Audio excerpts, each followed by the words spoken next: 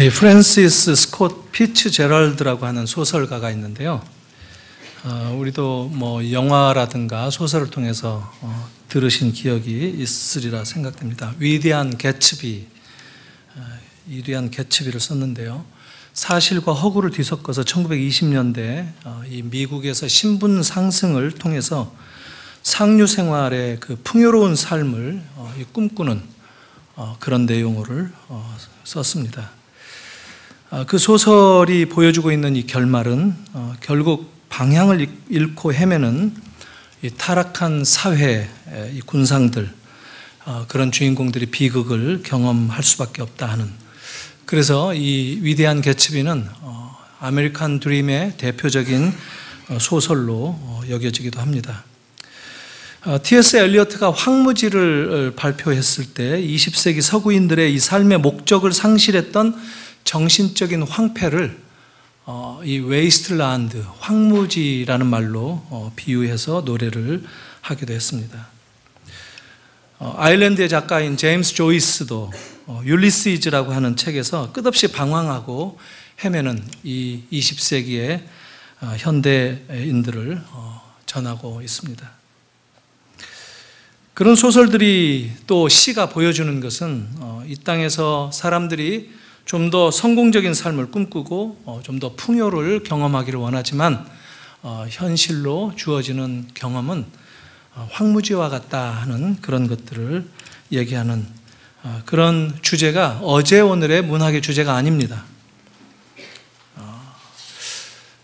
이를테면 이 셰익스피어도 리어 왕 같은 건 보면 이 권력을 얻기 위해 오히려 다 잃어버리게 된다든가, 또 베니스의 상인을 보면 어떻게 한번 참 일확천금을 노릴 수 있어서 그것을 영원히 꿈꿀 수 있는가, 그 가운데 이 돈이, 물질이 사람을 지배하는 그런 내용들로 이야기가 구성되고 있죠.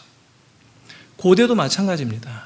최초의 글로 알려지고 있는 이 서사시, 소설이라기보다 서정적인 것도 다 생략된 최초의 서사시로 알려지고 있는 일리아드나 오디세이 같은 경우도 결국은 인간들이 힘을 추구하고 나라를 정복하고 승리를 꿈꾸는 그런 것들을 경험하지만 이 전사들의 이 무기를 든 손은 또 이 하데스라고 하는 지하에 죽어간 그 전사들의 이 핏값은 되돌려 받을 수 없다 하는 것들을 노래하는 것이 고대부터 현대에 이르기까지 마찬가지입니다. 인간의 인생이 그만큼 현실 속에서 어려움을 경험하기도 하고 뭔가 풍요를 꿈꾸고 성공을 꿈꾸지만 그러나 삶의 현실은 그만큼 그 의도했던 것들을 얻지 못한다라는 것들을 문학적으로 보여주는 것이 아닌가 생각이 듭니다.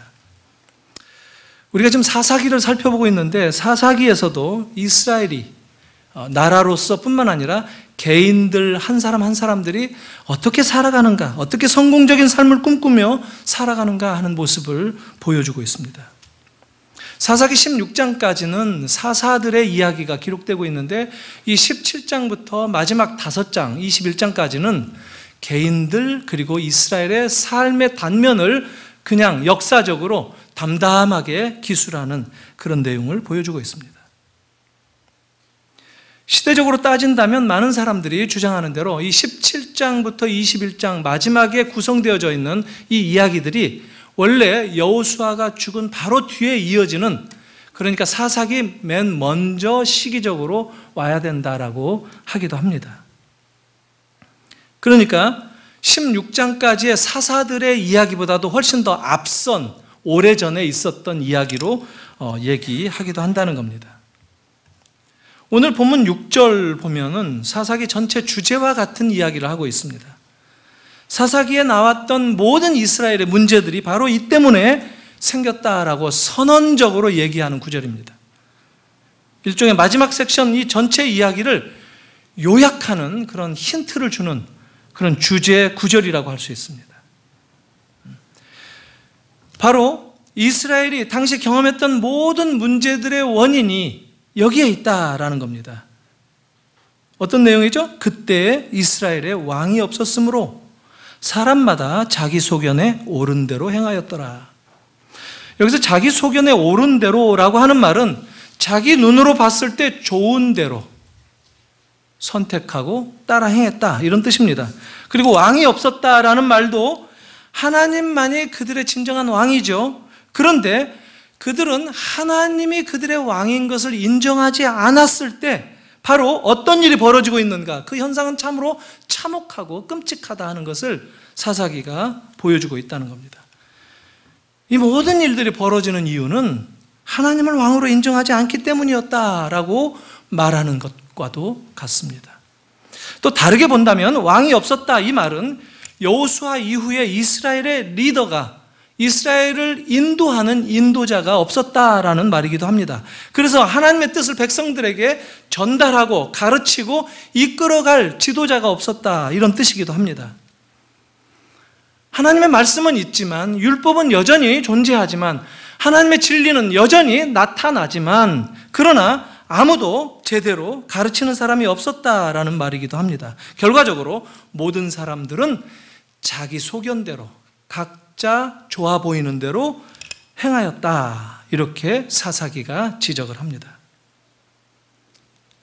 사람들은 귀로 듣는 것을 말하고 또 눈으로 본 것을 행한다, 이런 말이 있다고 그랬죠. 아마도 배워본 적이 없는 상황에서 내 삶의 기준이 무엇이 되어야 하는가 하는 점에 있어서 자기 소견을 따를 수밖에 없었던 그런 시기의 이야기였다라는 겁니다. 말씀이 기근이 되는 현상이 바로 이런 현상을 보여줍니다. 말씀이 없어진 것은 아니에요. 율법은 여전히 존재하고 있었어요. 그러나 그 율법이 백성들에게 전달되지 않았다는 거예요. 그럴 때 신앙은 미신이 됩니다. 기독교도 늘 하나님의 말씀이 있고 그 말씀이 지시하는 대로 따라야 되는 그런 공동체가 교회 공동체이고, 그런 삶의 패턴을 붙잡는 것이 기독교 신앙이라고 할 수 있는데, 이 말씀이 부재하게 되고 결핍되어지는 순간 기독교 신앙은 일시의 종교 또는 미신이 되고 만다라는 것을 우리가 확인할 수 있어야 된다는 거죠. 과거만이 아니라 오늘날에도 마찬가지라는 거예요. 하나님의 말씀이 결핍되고 가르쳐지지 않을 때 사람들은 눈에 좋아 보이는 대로 생활할 수밖에 없다라는 겁니다. 우리 한국교회에 한동안 문제가 됐었던 그 주제 가운데 은사 문제가 있죠. 사실 아직도 어떤 일각의 교회에서는 이것도 해결되지 않은 채 여전히 달려가고 있는 그런 모습을 보여주고 있죠. 어떤 은사. 사람들은 참 그 은사의 주제를 좋아합니다. 뭔가 거저 받는 신기한 현상들, 기적적인 체험들, 이런 것들을 아주 좋아합니다. 능력 행하는 것, 표적이 나타나서 뭔가 일시에 한꺼번에 설명해주는 그런 내용들을 사람들은 따라갑니다. 거기에 매우 약합니다. 특히 우리 한국교회가 그런 현상들에 대해서 굉장히 취약합니다. 그래서 성경대로 생각하고 성경대로 은사와 여러 현상들을 해석해내는 것이 아니라 그냥 본능적으로 또 경험하는 대로 소견에 좋은 대로 따라가는 그런 일들이 덜어 있다 하는 겁니다. 사랑하는 성도 여러분, 성경을 붙잡는 것이 매우 중요합니다. 하나님의 말씀을 붙들고 신앙생활을 하는 것이 아무리 강조해도 지나치지 않을 만큼 우리 삶의 근간이다라는 것을 확인하시는 여러분들이 되시기를 바랍니다. 정말 말씀 붙들고 따라가려고 애를 쓰는, 내가 말씀대로 한 자락이라도 한번 살아보겠노라 라고 하는 것, 이게 우리들의 삶의 가장 중요한 가치다라는 것을 여러분 반드시 기억하셨으면 좋겠습니다. 오늘 이 6장 말씀은 이후에 5장 동안 계속 반복해서 나타나고 있습니다. 18장 다음 장 1절에 보면 그때 이스라엘의 왕이 없었고 이렇게 시작합니다. 19장 1절도 보니까 이스라엘의 왕이 없을 그때 이렇게 시작해요. 그리고 사사기의 마지막 장 마지막 구절 21장 25절에 뭐라고 끝나느냐면 그때 이스라엘의 왕이 없으므로 사람이 각기 자기의 소견에 옳은 대로 행하였더라. 이렇게 반복적인 말로 사사기가 대미를 장식합니다. 오늘 본문도 이 6절을 중심으로 앞으로 미가의 어머니와의 관계에서 일어났었던 사건을 기록하고 있고, 이 오늘 본문 읽었지만 그 본문 내용에서는 레위 청년을 제사장으로 삼았던 미가의 이야기가 기록되고 있습니다. 그리고 18장으로 넘어가면 그 미가의 집에 들렸던 단 지파의 정탐꾼들과의 관계 속에서 이제 개인 한 미가와 미가의 가정에서 시작된, 그래서 레위 청년과 더불어서 연결된 이야기가 이스라엘 지파로 확대되고 이스라엘 전체, 그때 당시 그들의 삶이 어땠는가 하는 것을 보여주는 그런 이야기로 진행되고 있다, 전개되고 있다 하는 겁니다. 오늘 그래서 이 어머니와의 관계, 그리고 이 레위 청년과의 관계, 그리고 단 지파와의 관계를 통해서 이 미가 이야기를 한번 주목하면서 사사기 내용을 좀 살펴봤으면 좋겠습니다. 이 미가라고 하는 이름은 원래 미가 야후라고 하는 이름의 준말입니다. 그냥 미가만 썼고 뒤에 말은 뺐어요. 그러니까 야후라는 말은 야훼, 하나님, 여호와라는 뜻인데, 미가 야훼라는 말은 무슨 얘기냐면 누가 여호와와 같을까라는 거예요. 누가 하나님과 같을까? 누가 하나님의 마음을 가졌는가? 누가 하나님의 뜻을 행하려고 노력하는가? 누가 하나님을 닮으려고 애를 쓰는가? 이런 뜻이기도 하겠죠. 미가라고 하는 이름을 사용함으로써 이 미가 이야기는 그 질문을 던지는 거예요. 그리고 그 이야기를 통해서 그 질문의 답을 스스로 주는 거예요. 누가 하나님과 같은가? 누가 여호와를 닮았는가? 없다라는 거예요. 미가는 아니다라는 거예요. 그때 당시에 그렇게 살지 않았다는 거예요. 많은 사람들이 그렇지 않다라는 그런 얘기를 하는 거예요. 아무도 없다라는 얘기를 하는 거예요. 미가 이야기가 처음 나올 때 어머니에게 돈을 아마 훔쳐가지고 도망갔다가 돌아와서 어머니에게 제가 훔쳤습니다, 돈 여기 있습니다 하고 갖다 주는 장면으로 시작을 합니다. 1100세겔, 은 1100이면 뭐 상당한 액수였던 것 같아요. 근데 이것을 훔쳐갔을 때 이 어머니가 뭐 정말 온갖 극성을 다해서 저주를 하고 그 소리가 멀리 도망갔겠죠? 도망갔던 미가에게까지 귀에 들렸습니다. 어떻게 욕했을까요, 어머니가? 이거 훔쳐간 놈 손모가지가 부러져 버려라. 그랬겠죠. 어딜 도망갔으면 이거 뭐 정말 심리도 못 가서 그냥 다리 몽둥이가 부러져라. 뭐 연병에나 걸려라. 이렇게 저주를 했다는 거예요. 시원한데요? 욕을 해보니까. 근데 놀랍게도 이 저주의 욕을 듣고 미가가 돌아옵니다. 어머니의 저주가 효력을 발휘한 거예요. 무슨 얘기냐면 어머니도 그렇고 미가도 그렇고 미신적인 저주의 두려움을 가지고 있는 존재들이라는 거예요. 그들의 삶의 태도가 그랬다는 거예요. 그래서 돈을 돌려줍니다. 그러니까 어머니는 막상 아들이 돈을 돌려주고 나니까 이제 저주했던 그 입술로 축복을 선언합니다. 그래, 하나님께서 너에게 복을 주시길 바란다. 아들이 저주받을 수는 없죠. 그래서 축복을 합니다. 그리고 그 돈을 여호와께 드리겠다. 여호와를 위해서 내가 헌납을 하겠다 하면서 미가에게 돌려줍니다. 네가 여호와를 위한 일에 써라. 그래서 지었던 것이 산당을 짓습니다. 이 신당을 짓습니다. 개인 집에다가 신당을 지은 것이에요. 이 돈이 사실 큰 돈이에요. 들릴라 있죠? 삼손 이야기에서 들릴라에게 블레셋 사람들이 삼손의 비밀을 알아오라 하고 삼손을 배반하도록 일을 시켰을 때 건네주었던 돈이 은 1100세겔이다. 이렇게 얘기합니다. 똑같은 액수예요. 그러니까 한 민족의 대표 정도 되는 리더를 배신해서 잡아들이는 정도의 현상금이 이 1100세겔쯤 되겠죠. 어마어마한 돈이죠. 인간을 배신할 때 이렇게 건네주는 제한되는 돈, 검은 돈의 액수가 이쯤 된다는 거예요. 그러니까 신약에서 예수님 시대에 예수님을 가롯 유다가 은 30냥에 팔죠. 아마 이 은 30냥이 이 사사기에 나오는 은 1100세겔과 같은 정도의 양이 아니겠는가 생각이 됩니다. 그런 분량이라는 거죠. 야훼에게 바치고 난 다음에 신당을 지었는데 그런 수준에서 머무는 것이 아니라 에봇을 지어요. 우리 기드온 이야기가 생각나죠?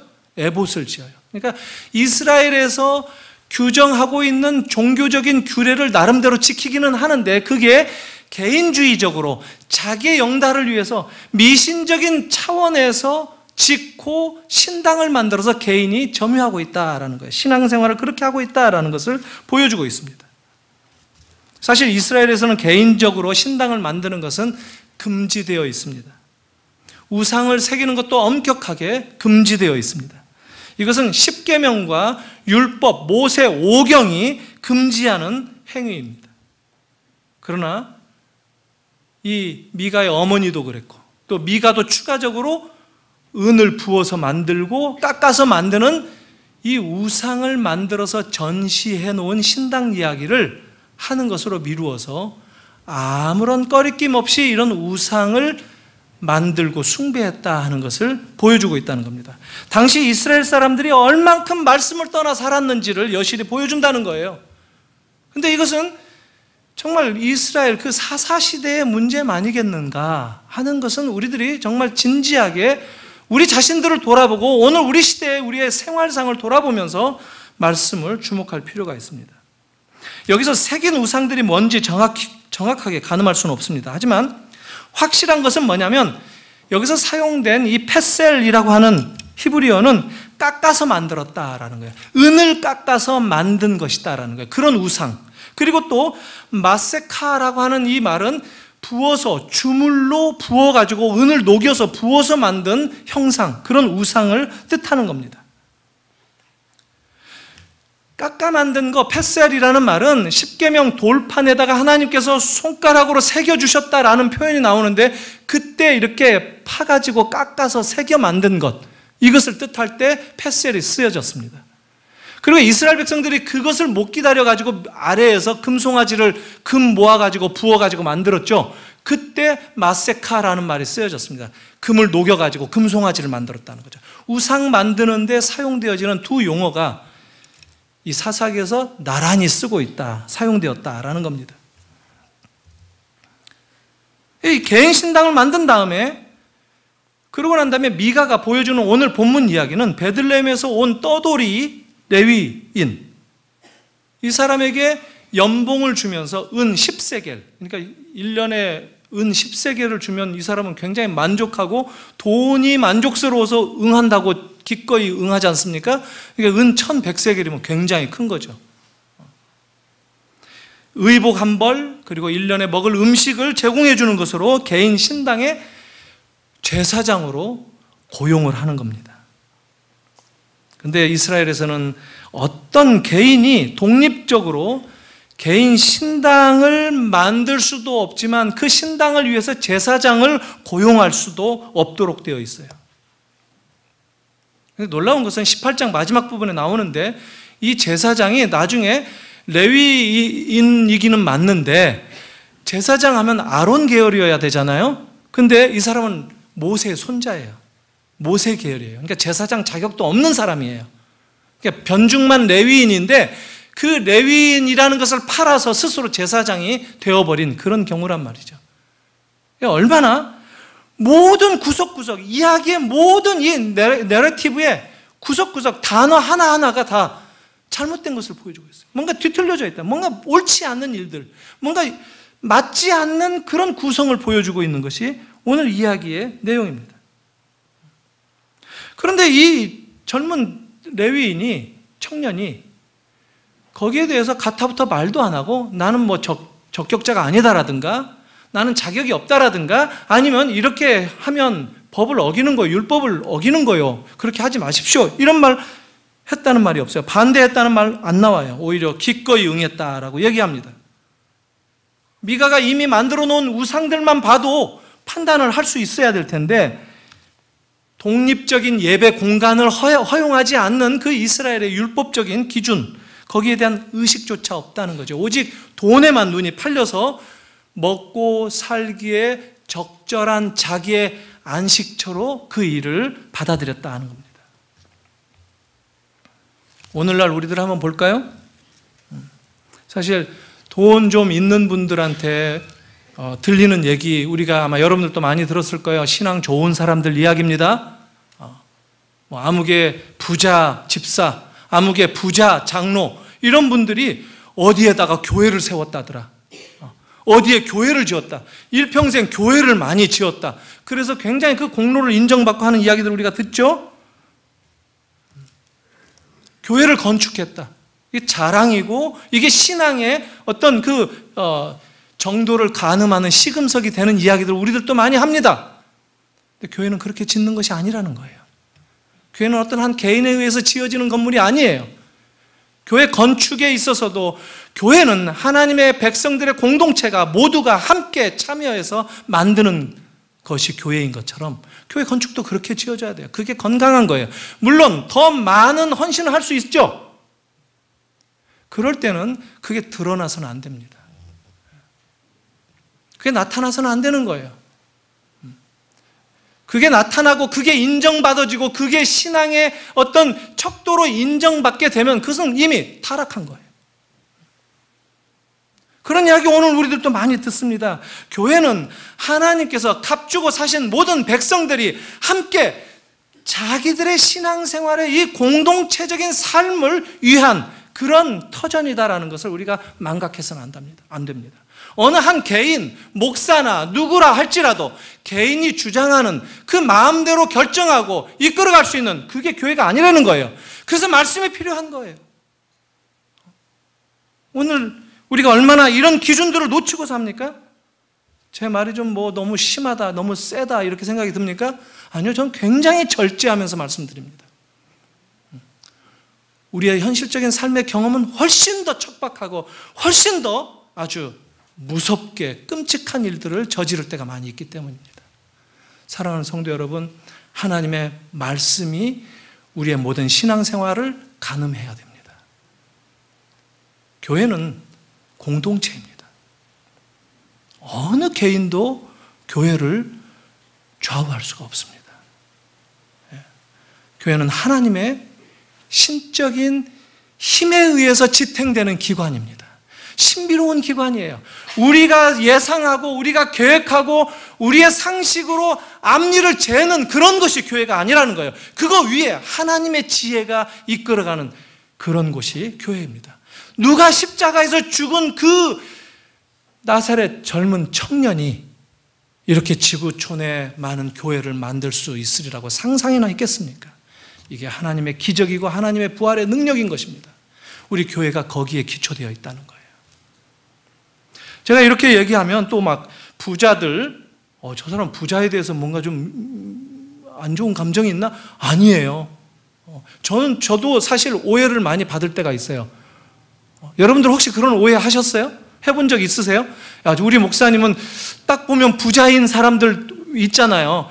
저 부자를 보면 인사 허리를 더 많이 굽히는 것 같다. 나한테는 15도 각도로 잠깐 했는데 부자한테는 뭐 한 80도 이렇게 절을 하는 것 같더라. 그거는 잘못 보신 거예요. 우리 목사님은 부자한테 약하더라. 아니야, 부자한테 강합니다. 그러나 부자를 괄세할 필요는 없습니다. 그것도 잘못된 거예요. 가난한 사람을 괄세하는 것이나 부자를 괄세하는 것이나 그 어느 쪽도 잘못된 거예요. 모두가 하나님의 백성인 거예요. 하나님의 자녀들로 만나야 되는 거예요.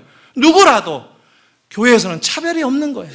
잘난 사람들이나 많이 배운 사람이나 못 배운 사람이나 부자나 가난한 사람이나 힘이 있건 없건 간에 교회에서는 다 똑같은 하나라는 거예요. 그걸 알고 여러분들이 교회 생활을 하시고 그런 교회를 우리 교회가 만들었으면 좋겠다라는 이 꿈을 가슴에 품는다면 얼마나 교회 생활을 하는데 기쁘겠어요. 여러분 그런 교회 만들고 싶지 않으세요? 우리 한국 교회가 그런 데 있어서 많이 넘어졌죠. 실패했죠. 네. 여러분 상처받은 적 없습니까? 내가 가난하다고 상처받은 적 없습니까? 내가 못 배웠다고 상처받은 적 없습니까? 그와 마찬가지로 내가 돈이 있는 것 때문에 사람들이 나를 왕따하고 내가 많이 배웠다는 것 때문에 사람들이 나를 질시하고 이것도 잘못된 것이다라는 겁니다.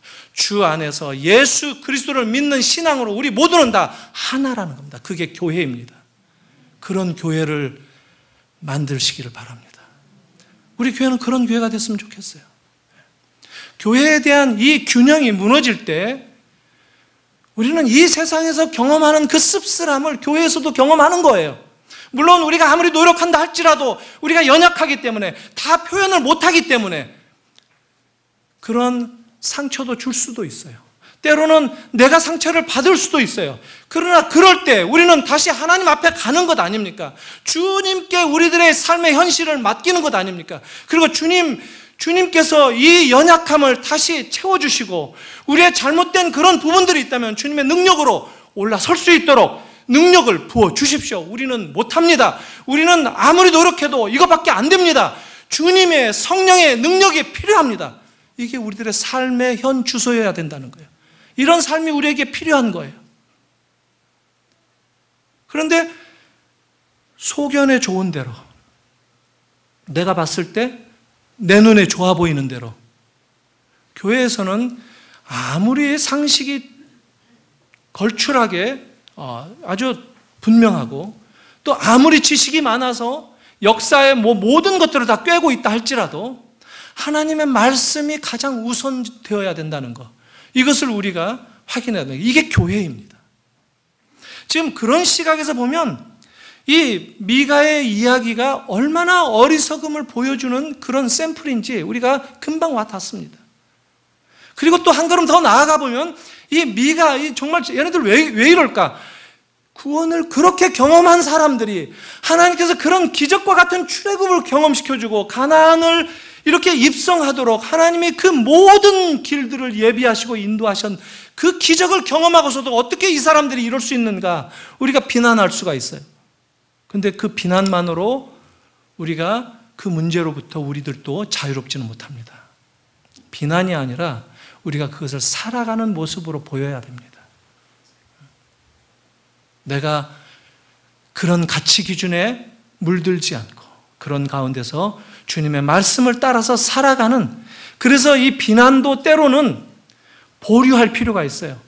참고 인내하고 견딜 필요가 있어요. 교회 보면 요새 참 비난하기가 쉽기도 하고 세상으로부터 지탄받죠.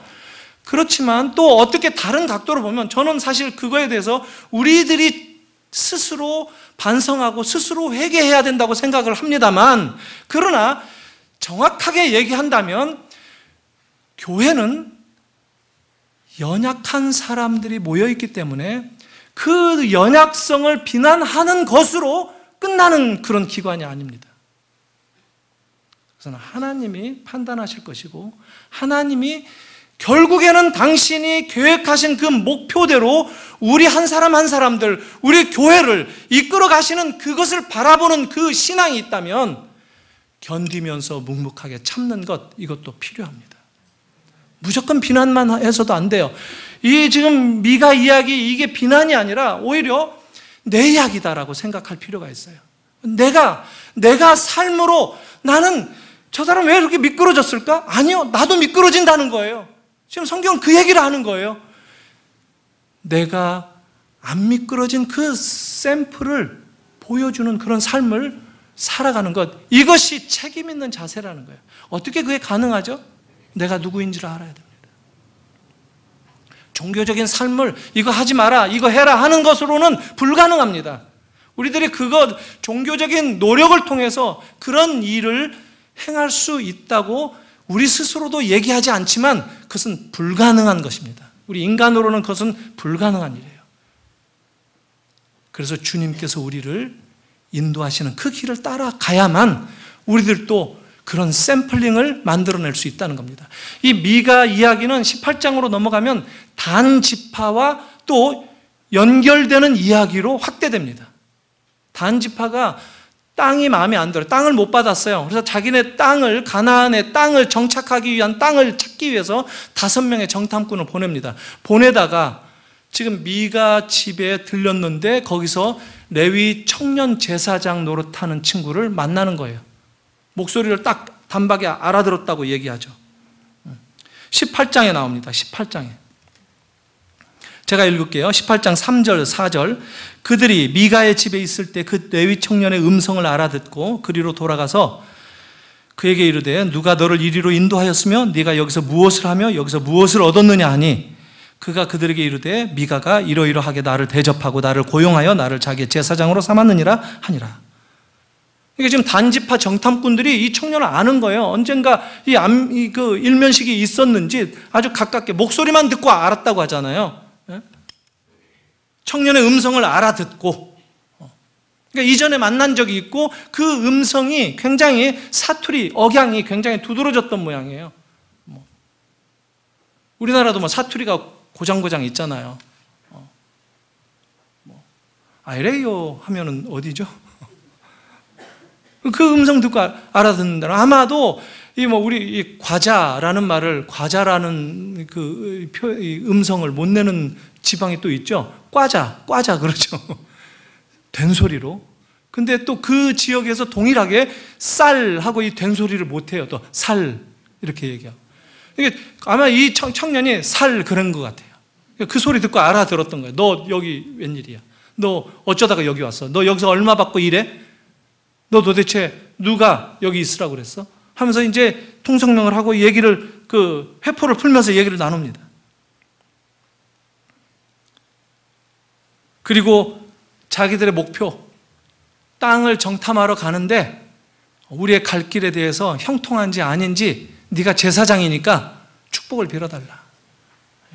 오늘날의 이 목사들이 이런 역할들을 많이 하죠.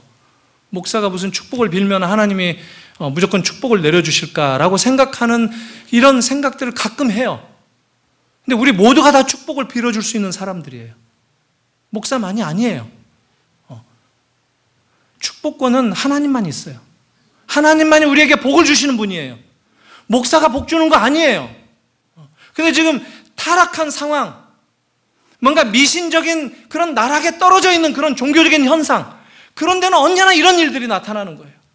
그래서 레위인이 또 뭐라고 얘기하죠? 그냥 복을 빌어주는 역할을 제사장의 임무라고 여기고, 자, 여호와께서 평안하게 너희들을 지켜주실 것이다. 이게 무슨 얘기예요? 땅 찾는 거 제대로 잘 찾게 해줄 것이다 라고 얘기하고 이야기는 계속됩니다. 아니나 다를까 정탐꾼들이 라이스라고 하는 땅을 봅니다. 그 이방 땅이죠. 이 단 지파가 차지했던 땅은 이스라엘에서 가장 북쪽에 있는 땅이에요. 그래서 이스라엘의 이 지명을 얘기할 때 항상 단에서 브엘셰바까지 이렇게 얘기합니다. 이게 이스라엘의 지도예요. 가장 북쪽에 있는 그 자리 잡은 그곳이 지금 단이에요. 근데 옛날은 이름이 라이스였어요. 라이스에서 사는 사람들을 보니까 평온하게 살고 안전하게 사는 것을 봅니다. 우리도 여기서 살면 안전하고 평온하겠다 해서 군사를 끌고 와서 거기에 있는 사람들을 다 도륙하고 단 지파가 거기서 차지합니다. 이게 이스라엘 지파들이 보여주는 내용입니다. 뭐가 다릅니까? 세상에서 살아가는 그 가나안 족속들과 하나님의 자녀, 하나님의 나라를 비전으로 꿈꾸는 이스라엘 이 자녀들과 어떤 삶의 차이가 있습니까?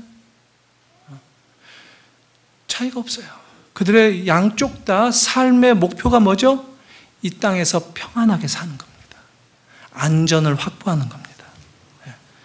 그곳으로 이주하면 좀 더 평안하게 살 것이다 라고. 그래서 전쟁을 치르고 약탈을 하고 사람들을 도륙하고 그렇게 합니다. 산상수훈에서 얘기했던 주님께서 우리에게 얘기하는 심령이 가난하고 이런 모습은 볼 수가 없죠.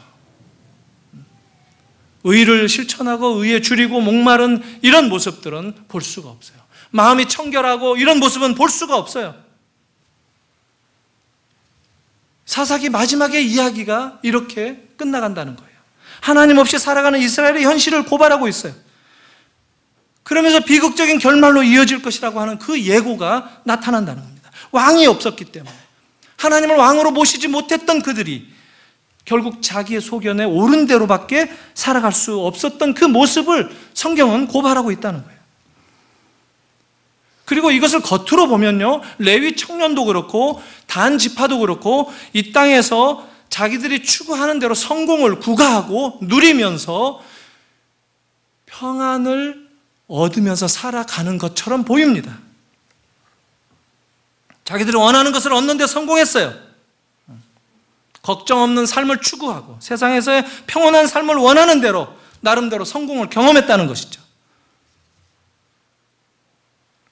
그런데 하나님이 없었다라고 성경은 얘기합니다.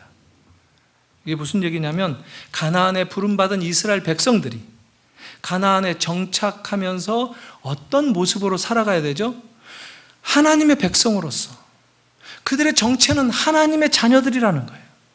이 땅에서 하나님의 의와 진리와 하나님의 평강을 전달하고 보이는 삶의 그 가치를 놓치지 않고 자기들의 정체가 바로 그런 삶을 살도록 부름받은 존재들이라는 것을 망각하지 않고 어떤 상황에서도 하나님을 의지하고 하나님 앞에 신실하게 살아가는 그런 삶을 살았어야 된다는 것이죠. 근데 그것을 망각했어요. 그런 자기들의 정체성을 망각한 거예요. 그래서 사사기의 이 이야기는 1년의 사이클을 보인다고 그러죠. 7사이클이 나오죠. 배교를 하고 우상숭배를 섬기다가 보면 하나님의 심판으로 이방을 들어서 어려움을 겪게 되고 그러면 그들이 다시 울부짖게 되고 그러면 하나님은 그들을 기억하셔서 다시 사사를 보내셔서 구원해내시고 또 평안하게 살다가 다시 또 우상숭배를 섬기게 되고 이런 사이클이 반복된다고 얘기하는데 저는 그 사이클을 좀 바꿔서 이제 접근해보고 싶습니다. 이런 사이클에 의해서 그들의 삶이 살아가는 것은 그들의 종교적인 굴레에 빠져있는 모습인 거예요.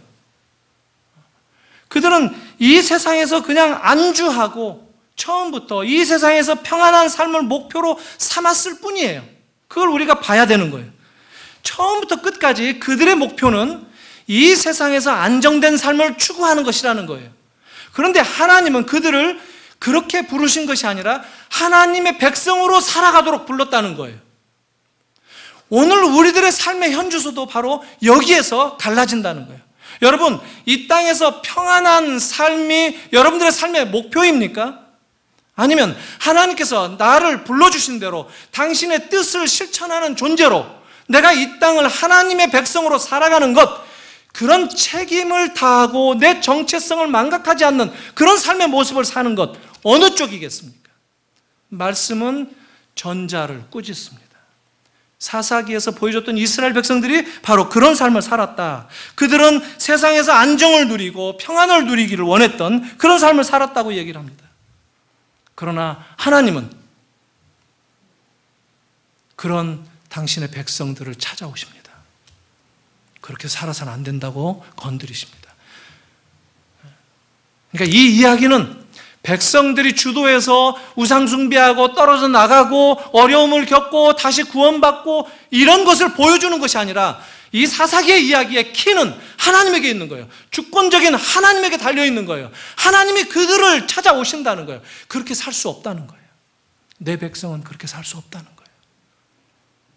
내가 계획하고 내가 핏값으로 불러낸 내 백성들이 이 땅에서 보여야 할 그 삶의 아름다운 정체성을 드러내면서 살 것, 그 책임을 다하도록 하나님은 우리를 찾아오신다는 거예요.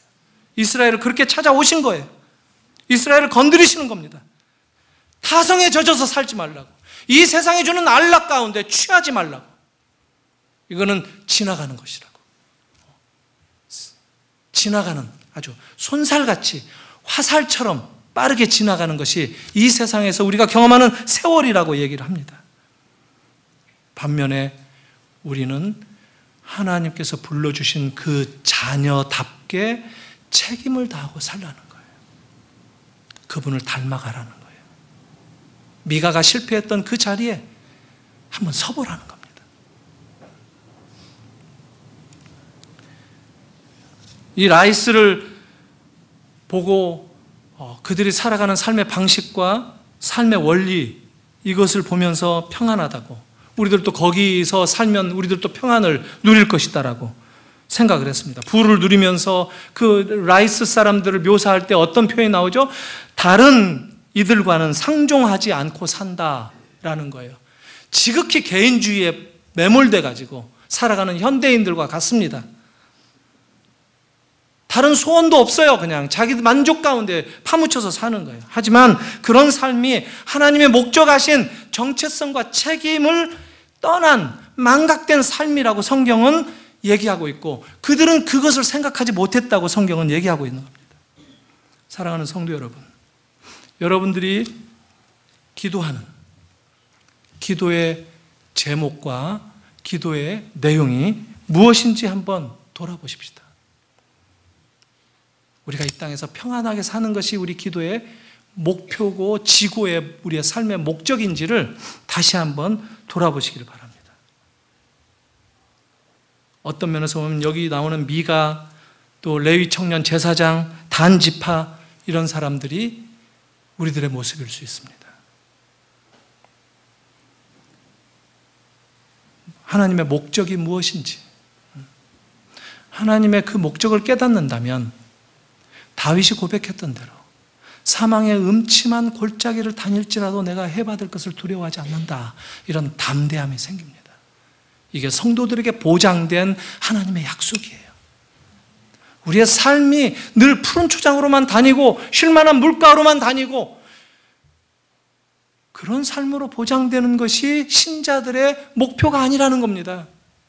어떤 상황에서도 나는 하나님의 자녀인 것을 증거하면서 살라는 거예요. 내가 힘든 일을 경험하고 내가 문제 가운데 있을 때에도 나는 하나님의 자녀로 그 문제를 바라보라는 거예요. 내게 기쁜 일이 있고 감사한 일이 넘칠 때 하나님의 자녀된 것을 망각하지 말고 그 감사와 은혜를 주님께 돌리라는 거예요. 사랑하는 성도 여러분, 이게 신앙인 거예요. 이런 신앙을 우리 구체적인 삶 속에서 회복해야 된다는 거예요. 어떻게 회복할 수 있을까 생각해 봤어요? 우리는 참 약하지 않습니까?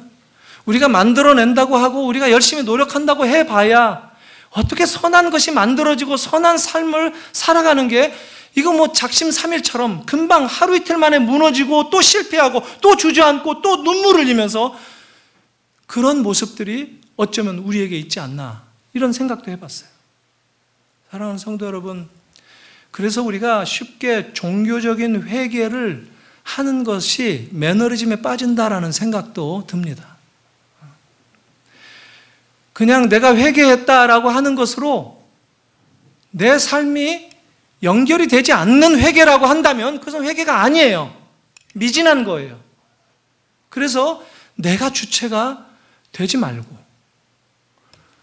나를 사랑하시고 나를 불러주신 그분이 내 안에서 역사하시는 그 성령님을 의지하면서 나는 못하지만 주님이 내 안에서 역사하시는 그 힘으로 회개합니다, 이것을 해야 된다는 거예요.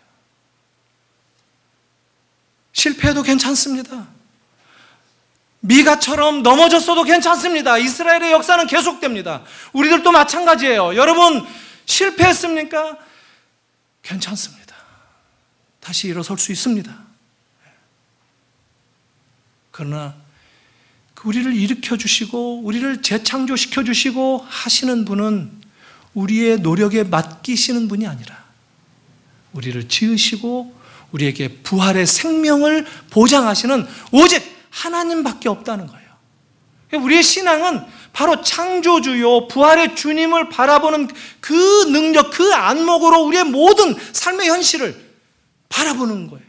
그렇게 할 수 있을 때 이게 믿음 생활을 한다라고 얘기할 수 있는 거예요. 여러분, 우리는 우리 스스로 힘을 만들 수 없습니다. 우리가 아무리 잘 살려고 잘해보려고 노력하지만 안 된다는 거예요. 그래서 주님께 맡기라는 겁니다. 그럴 때 내가 상상도 못했지만 주님이 나를 위로하시는 그 능력을 경험하게 되는 겁니다. 이것을 우리가 확인하고 여기에 우리의 삶이 놓여 있다는 것을 우리의 삶을 바라보면서 관점으로 가지는 것이 매우 중요합니다. 성령을 의지해서 울더라도 우십시오. 슬픈 일 많이 겪을 수도 있죠. 그러나 그 가운데에서 하나님의 사람으로 있는지를 확인하는 것, 이게 가장 중요합니다. 어떤 집사님이 있었는데요, 제가 개인적으로 잘 아는 분인데, 이분이 의사예요. 의사인데 큰 아이가, 지금 뭐 이분 60 넘으셨는데 큰 아이가 아주 심각한 정신 이 지체, 그래서 말도 못할 뿐만 아니라 부모도 거의 못 알아볼 정도 정신 박약이에요. 지금 30이 넘었네요. 근데 남부럽지 않게 살아요. 돈으로 할 수 있는 거 다 하면서 살아요. 의사니까 돈도 많이 벌었어요. 개인 병원도 하고. 차도 외제 이 밴을 그 시절에 80년대부터 이 아이 거기에 휠체어 올려서 바람 쏘여주고, 그래도 마음에 가시지 않는 거예요. 내가 왜 사는가? 그러다가 어느 날 죽어야 되겠다 하는 생각을 하고 이 아이를 태우고 시속 200km 가깝게 고속도로를 질주했답니다. 아주 오래전 일이에요. 그런데 차마 부인 모르게 혼자 나왔는데 부인이 얘기하는 얘기가 들리더랍니다. 부인이 혼자 신앙생활하면서 남편이 큰 짐을 지고 있는데 주님이 위로해 주시고 주님을 그 남편도 고백할 수 있었으면 좋겠다고 매일 새벽같이 기도하는데 그 부인 생각이 나더랍니다. 그 부인이 자기를 위해서 기도하는 것이 생각이 나가지고 교회를 한번 가봐야 되겠다 했답니다. 그래서 주님을 만난 거예요. 이번에. 자기는 돈밖에 몰랐답니다. 그런 애를 키워야 되기 때문에 돈이면 키울 수 있다고 생각하고. 그런데 교회를 와서 예수를 만나보고 예수의 인격, 그리고 예수님이 지난 2000년 동안 세계의 역사 가운데서 기독교 교회를 어떻게 세워가시는 그 역사를 보면서 회개했답니다. 눈물을 흘렸답니다. 그래서 그 사람이 그 교회에 그 자기 아들과 같은 아이들을 케어할 수 있는 사랑반을 만듭니다. 앞장서서. 그리고 자기 아들만이 아니라 다른 많은 그런 아이들을 보살피고 주말이면 소풍 가고 병원 문 닫고 그의 삶이 변화됩니다. 여러분, 기독교는 변화의 종교예요. 기독교는 우리가 타성에 젖도록 우리가 살아가는 그 삶의 과정 속에서 좀 더 큰 축복을 경험하고 더 행복하게 해주는 그런 것으로 하나님이 우리를 만족하시지 않는다는 겁니다.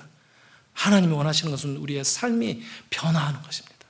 그래서 나를 붙들고 살아가는 그 인생이 이제 나를 내어주는 그런 예수 그리스도의 비우심을 쫓아서 살아가는 거, 여기에 동참하는 거, 이게 기독교라고 얘기하는 겁니다. 여러분, 과거에 어떤 실패를 하셨어도 좋습니다. 하나님은 여러분들의 그 험한 과거의 어두운 실패도 가장 위대한 아름다움으로 바꾸실 수 있는 능력이 있는 분이에요. 그 하나님을 믿으십시다.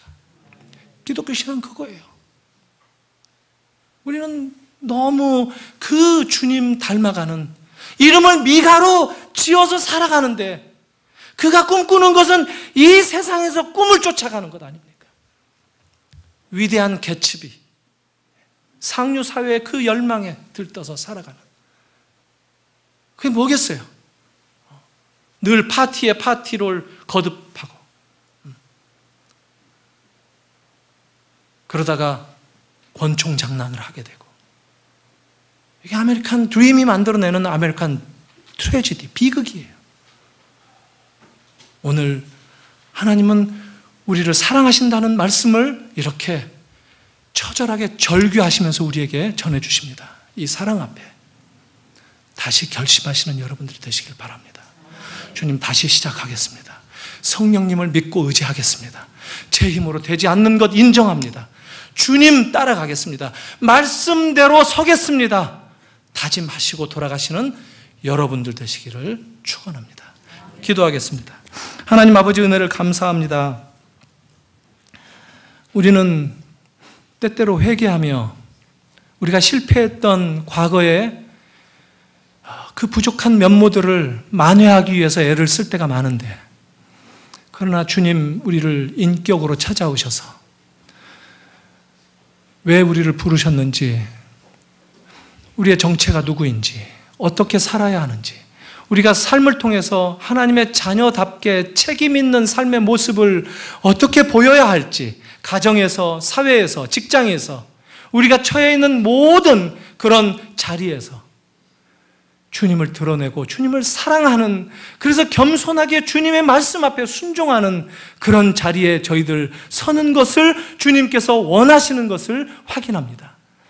이런 기회를 오늘 또 새롭게 주시는 것 감사하며 돌아가오니 주님 성령으로 우리의 삶을 인도해 주시기를 원합니다. 우리의 마음을 붙들어 주시고 이끌어 주실 것을 원합니다.